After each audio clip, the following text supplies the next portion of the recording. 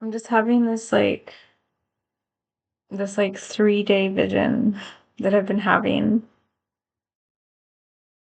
basically of my heart. It sounds really funny, but it's like there's a valve in my emotional heart, like not the physical heart that you see on an ultrasound or that you can take a test like an EKG or whatever they do. I've had those things done before. And the last time that I had a check-in about my heart, the doctor said all that I can really, you know, detect here and like all of this, like determine, is that you have a lot going on, more than the average person. Like, I was losing my mom at the time, I was having a baby, like life could not have been more surprising. And he said, you're doing amazing with your counseling and trauma work, and just like, take it a little more easy on yourself. You're not responsible for everything, right? But I think that this little valve in me, in my metaphysical body, has been broken for so long, from feeling like the effects of the trauma in my family to the world. And so the last few days I've learned to just ease off a little bit and allow my heart to do its own repair work, because the metaphysical body is amazing at helping your physical body, but sometimes it gets tired too, right? I think anyone can love themselves enough to be happy. I think anyone, but it takes a really deep and strong, like, desire, right, to be that kind of happy, right? I think there's lots of different kinds of happiness. I don't think you can be coached into this kind of happiness. I don't think you can buy it or like invest in it or order it. I don't think it's like that. I think it's like a practice of self-healing, We had a store when I was here, when I was 15, called Self Heal. And I used to go in there all the time. And she was just an absolute gem of a shop owner. I could sit in there for hours reading the books there. She wouldn't ask me to leave. She'd make me tea. And I think she knew that, because I was 15, she knew that I was going through a lot. And that store closed down like about 10 years ago, but it served me so well, Anyways, the point of this whole sharing was because at that time, at 15, I kind of knew that I would not be like in a nuclear family and have like a house and be doing the thing that everyone in my family had done, and beyond. I grew up in Victoria, BC. I grew up in Canada, right? It's quite tempting to have that, but I just knew that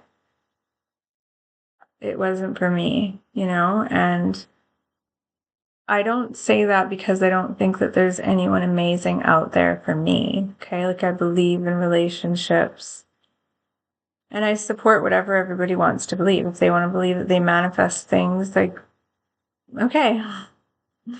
Like, I'd love to see everybody manifest or materialize or, have whatever it is fall in their laps. Like, that's not what I'm saying. What I mean for myself is that I feel that my path partner, my twin flame, my soulmate, whatever you want to call it, I believe that like they are not here. And I say that not just like as a conviction, but I say that as, I'm a dreamer, and I've had, my dreams are like trips. I actually like board onto like a vessel or a plane and go off on these trips, right? Like, I've been doing this for so long that it's like that's why my heart, I think, feels so like there's something that's just not functioning, because this is kind of strange to me, this reality. And it's like, sort of like, at times, I think I've really just blocked out the shock and blocked out the disbelief that this could possibly be an acceptable reality. But at the same time, I've like adapted, but part of that adapting has meant that I've accepted that I just don't really feel like being in a relationship here, and I still think that it's important to, evolve, and I still really believe in healing and becoming whole from anything that might have worn you down or drained you or, caused dysfunction in your life. But to me, the ultimate goal was never to get into that relationship, ASAP or, eventually or as a primary goal. It was more for me to just experience loving myself and like a higher state of like consciousness while still being able to honor what it is that I feel is important, and that's authenticity and, it's independence and safety, right? Those things to me were things that I wasn't born with, that didn't just come to me, right? I feel like I had to really navigate for those things. And my heart does a lot of this guiding, right? Like, go here, go there, like, and, this flooding of emotion for me is not a bad thing. It's just, I think we share, and when we share, a lot of the times we share or open our lives up at our best times, right? When sometimes it's okay to share or open our lives up because we're experiencing things that are hard, right? Things that are uncomfortable, like things that cause fear, right? Like I think we even over stimulate ourselves, like to just accept things. I've had times where I'm on Facebook and I'm like, why am I not reacting to any of this? Like, just like it's normal now. And that's maybe because we would just want to bypass stuff, right? But I've learned that like that's not who I am, right? I'm an extremely sensitive being, and I have like hyper focused on things mentally for so long, and now my heart is saying, let's learn how to not hyper focus on things emotionally too, right? Let's learn how to like be there for ourselves and rewire ourselves emotionally, and not just like our nervous system, but like our deepest truth about ourselves, and uncover like what's really truly important, right? And so again, I'm not anti-relationship or like saying being single is better. It's just I feel very homesick a lot, and I feel like when I do travel in my dreams, it's like I'm kind of connecting there, but I'm not, and it kind of like it's hurting. Like it's a part of me that's hurting because I'm like so homesick, and like I miss my tribe, and I miss like being safe there in a way that's nothing like here, And so if that resonates for anyone, I'm really feeling like a calling, I'm feeling like a voice is calling, come home. And, be home, like, wait there, we'll come get you or whatever. Like just a very comforting shift where over the last few days, I've discovered this new gift in my dreams where I can like I was standing in my room, and my room right now is a mess. I'm going to get off here and go clean it right away. But I had a dream, like, because I couldn't fall asleep even though I was completely exhausted and had like had magnesium and stuff. My heart was the thing that wasn't shutting off. My mind was fine because I've done a lot of like yoga and whatnot lately and have just really found that nice level balance. But over the last few nights, it's been like my heart won't stop, like feeling. Never mind thinking, I'm over feeling stuff. And so I did some meditating and like toss and turn and found a position that I could stretch my hip and was like, is it my knee? Is it my like, what is it, right? Is it there's not enough air in here? Like, is it too cold? And I somehow fell asleep. I don't remember how. That's usually how it happens. It's just like snap. And then there I was in my house, in my room. And I'm standing on things in my room because it's a mess. And it really is my room. And I'm like, wow, what a big trip. I'm like in my room, like, and I've had dreams like this before where I'm lucid dreaming, like wherever it is that I am. But this was like in a different way where it was like I wasn't really in this body. I was in like my body at home, where I feel like I'm channeling most of my healing from, right? And it was like this connection, like, like almost two realities merging. And it was crazy. And I've been like blogging about my dreams now, so I'll probably blog this tonight because I recorded it when I woke up from it. Because I had to, I don't know, it was just getting a little bit crazy. And so I think I woke up just out of the fact that it was like, I was really speaking to like my heart and my emotional body. And there was a lot. And I just was like, okay, that's enough. Like, chill. I didn't say like, we're going to have a full on counseling session right now. I was just like, are you okay?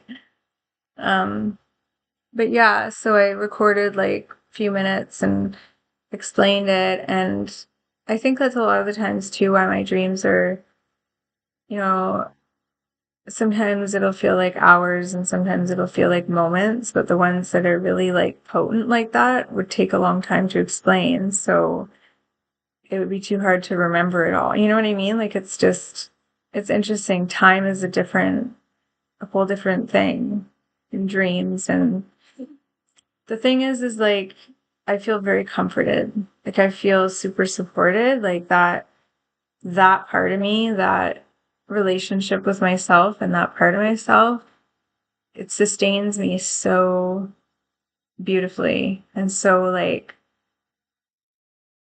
it's unbreakable, right? And it's very powerful. And we all have that. Everybody has that, right? And that relationship is very fulfilling to me. So I think this is just more of a message of like, I know there's a lot of like material and content out there that's like, here's how you do it, right? But the truth is that only you can do that, right? You can get all the help and the guidance that you need. And I highly encourage that. I've been listening to podcasts for like, since YouTube came out, I've been like very open to receiving information and help. But ultimately taking that and using it for yourself, right, is where it's at. And that's in yoga, Sanskrit, CDs, that the mystic powers that each of us have are there to help you find that place ultimately with yourself. That's not just coping and learning and navigating like stuff anymore, but just being finally one with yourself, right? So, oh my God, 15 minutes, not bad. Last time it was an hour. I'm glad I like made a limit for myself. But yeah, that's the shift. And I think, I think there's more to say about it. And when I get there, I get there. And I just wanted to tell you that like you're amazing and I love you. And like I want all the things for you to have everything that you want and desire and dream of. And to share that with you. I want you to share that with you first, because I don't know, that's where it's at, I think, and then when you celebrate that with another person, it's like, it's just truly like more meaningful to you in the end and to your heart, right? Like my heart is telling me to put myself first. And so maybe that's what the message is just always choose you first, you know?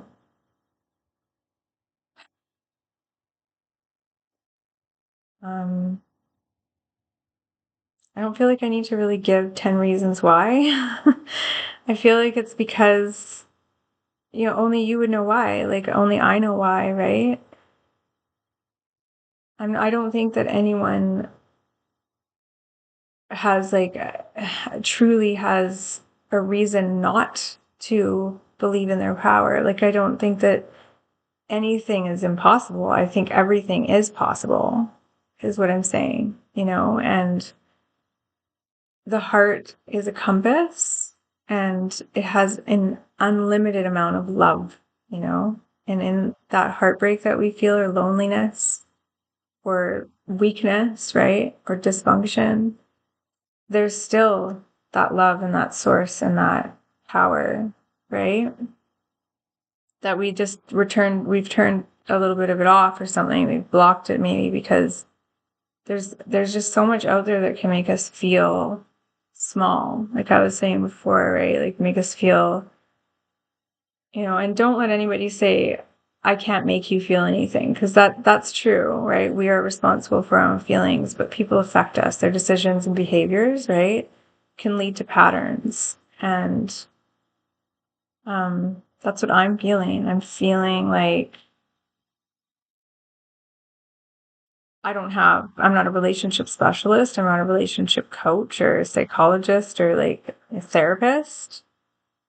I have a practice with myself where I love that there's people in love, because where I come from, there's nothing but love. And, there's problems, right? Like, you got to figure out how to create like a dream, or you got to figure out how to create a powerful feeling. You got to always find something new where I'm from. Like you can't just do nothing. I mean, you could do nothing, but like there's always more to attain. There's always more love. There's always more support. There's always more consistency to find, or structure, or architecture of the mind, right? Where I'm from and why I feel so homesick is because I miss that kind of challenge. This kind of challenge here is like, it seems very like repetitive and very like counterproductive, which can cause, I think, not just in our relationships with others, but even our relationship with society, our place in community, our relationship with the environment, our experiences and our memories, and, the structures within our society can cause us to feel hopeless, can cause us to feel like inadequate, and we like after divorce, I felt like I'd have nothing to bring to the table, right? So why bother, you know? And I chose not to try and find a successful career and become relationship ready by being a good nuclear contributor, whatever you want to call it. I ended up being a single mom and I'm a consumer. I buy the cheapest stuff at Walmart and I don't have a lot of money to save. That's the way it is as a single mom in Canada, unless you have family that somehow you have wealth, but that's not going to be the secret anyways, right?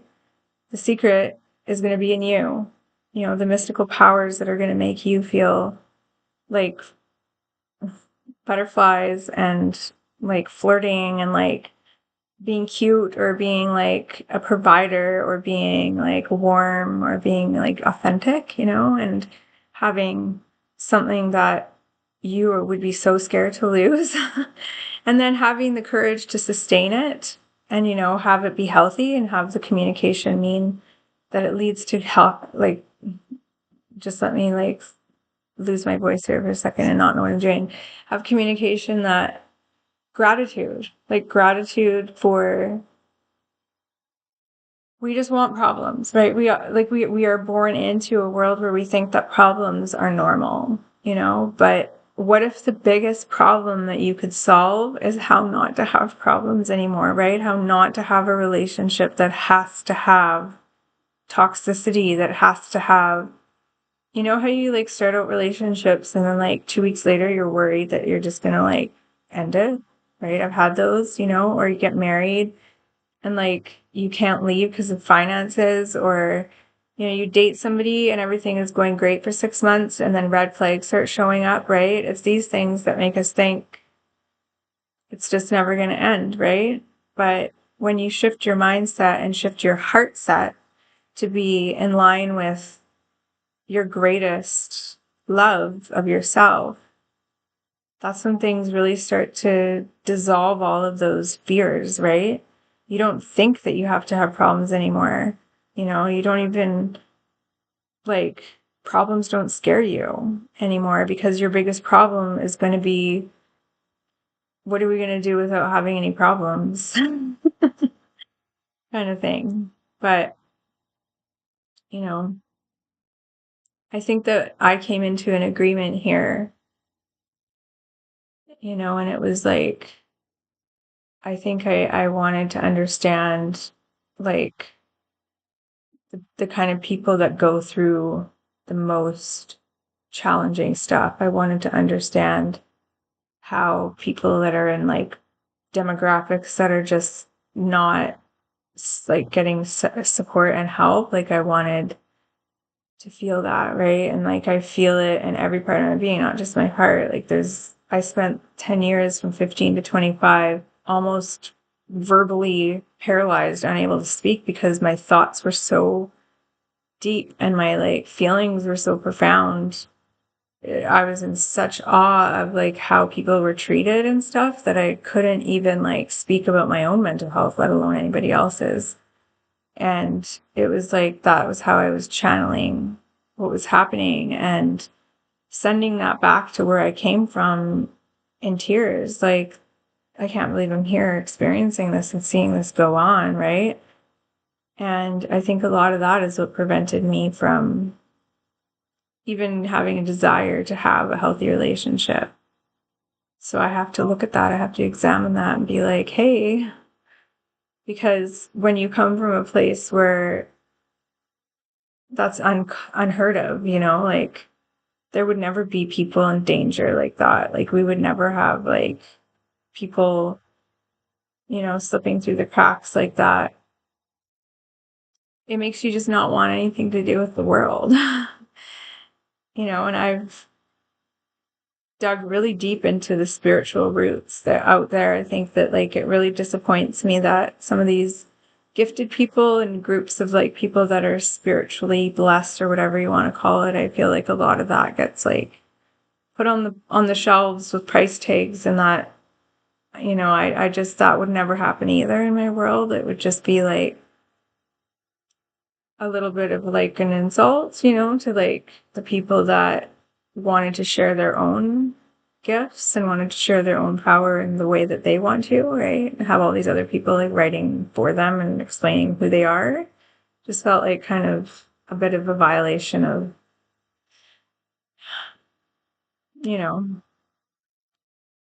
information almost, right? Like that's, I don't know. I mean, maybe the intention is good, right? And a lot of the time it is, but I'm just, you know, I'm advocating for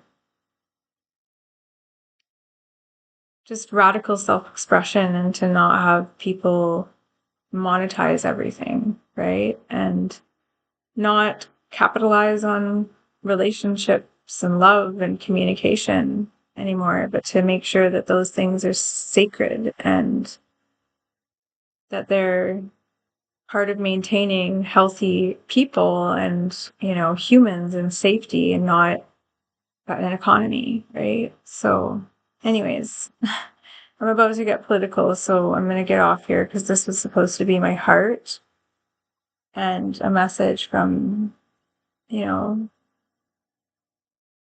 my higher self in a way, but like me and my dreams. And I want to keep it that way because I quickly find things that I could talk about that I should probably just ignore from now on.